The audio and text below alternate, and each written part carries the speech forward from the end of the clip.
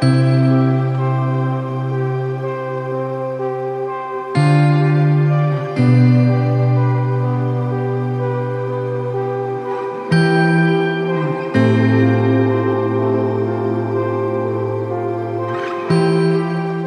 everyone, George here, and an update video on this aquarium that I actually set up yesterday.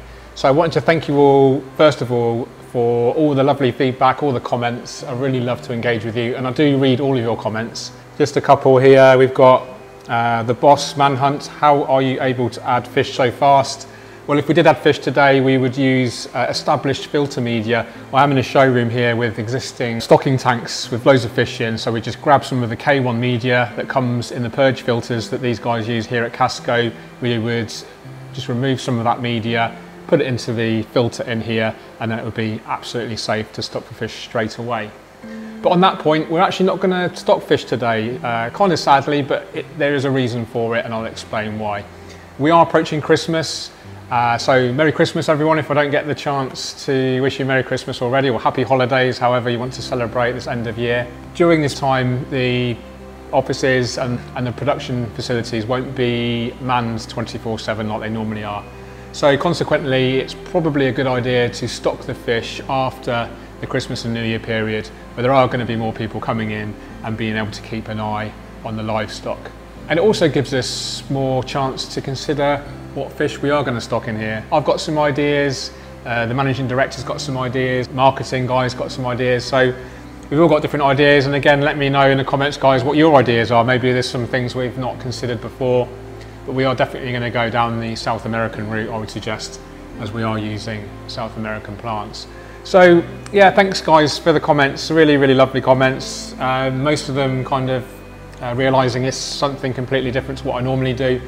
The aquarium itself is completely different to the style that I normally have. I like rimless open top tanks, certainly without a hood, certainly without black silicone.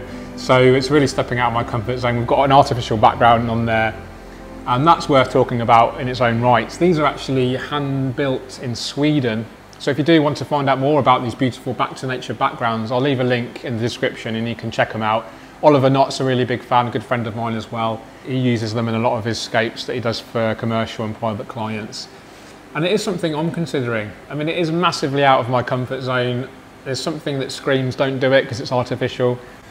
And it's really kind of sort of stretching me in terms of creativity. It's like, well, if you like the look of it and it looks natural, then should we be opposed to it? If it's not going to have any harm on the inhabitants, if we like to look at it, then what is the harm? Or we just kind of set in our ways and don't want to step out of our comfort zone too much. So something to think about there for me personally, and maybe for you guys. A lot of the comments I've been reading, you love it, some of you don't love it so much. Maybe explain why you don't love it. Is it just because it's unnatural? I'd really love to know your thoughts on that as well, so do drop me a comment below. So this video is, yeah, it's just literally 24 hours since we set it up. It is a little bit cloudy, not too bad, but I just wanted to show you some of the close-ups of the plants. I'm going to do some cinematic sequence after I've just spoken to you right now, and I really hope you enjoy it. If you do enjoy it, then please give me a thumbs up, write in the comments below what fish, and let me know about the artificial background. Do you think it's something I should do? Have you considered one of these before?